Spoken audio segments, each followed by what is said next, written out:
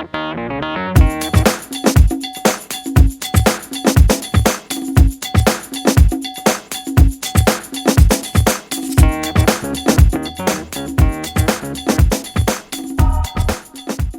my name is Bill Gladstone. I am the principal with the Bill Gladstone Group of NAI-CIR. And welcome to this edition of The Last 90 Days as we feature to my immediate right, Phil Garnishelli, COO of the Harrisburg-based Pinnacle Health System. And to his immediate right, COO of Kinsley Properties in York, Pennsylvania. And today we'll be discussing the state of medical office space in the first quarter of 2012 and in general. And gentlemen, welcome to the show. Thanks for having us, Bill. Tim, another question for you. When you do development for your tenant, are there issues that come up between you and the tenant, and not just you, but you in general, for everybody, that can become major problems as you do the build-to-suit, or are they generally just typically minor disruptions to the overall process? Are these things that may have been prevented ahead of time if certain things had been done? And perhaps you have an example from your professional experience that you might be able to share with us.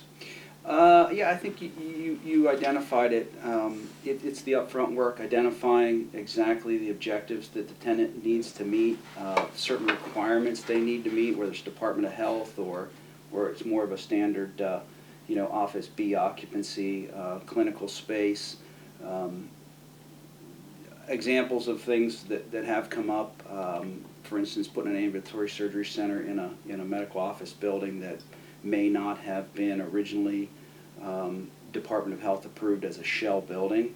So there could be things outside the tenant space, paths of exit from that space, the way the utilities are run to that space have to meet all of those requirements of Department of Health, but may not have been installed that way originally, and you have to go back and retrofit some things. So identifying all those up front and making sure you're aware of those things versus waiting till the final inspection date and the Department of Health goes farther reaching than the four walls of the approval of that space. Yeah. They're going to go out farther, and it can cause some issues if you don't have experience working with Department of Health in that environment. That's a good answer. That kind of goes right into what I wanted to ask Phil next.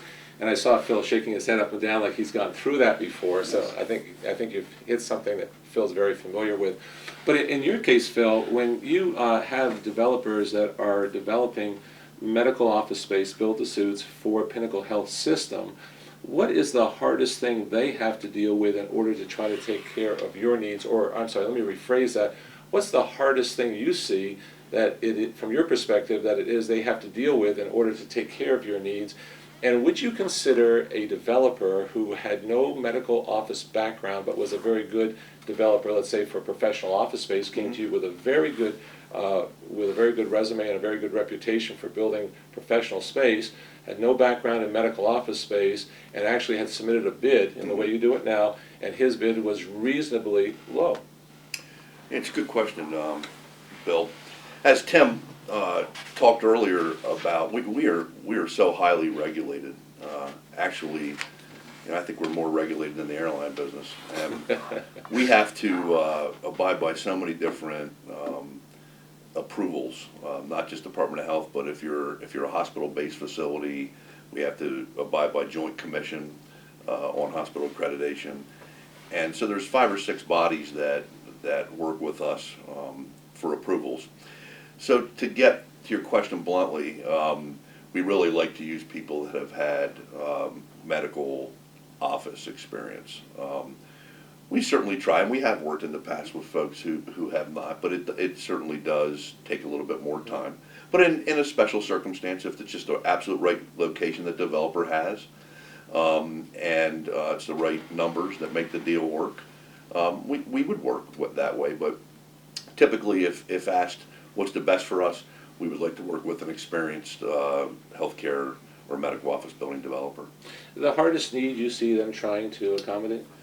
I think it's just understanding the process, and so that's the first piece. But then even as you go forward, working with the architects and designing the building, folks that have medical office experience understand that they're not just your normal typical B occupancy office space user. And they've got a lot of special needs. And you know, as we alluded to earlier, not only do they have special needs, but the buildings have become multi healthcare occupancy with imaging and specialty group practices and primary care and all the way up to what Tim was talking about in surgery centers or outpatient surgery centers. So there's a lot going on there, and they've become very complex transactions. Very good. Thank you. Well, gentlemen, thank you very much. It's been a pleasure talking with you and kind of reviewing the state of medical office space for the first quarter of 2012 and also in general. And to the viewing audience at home, thank you.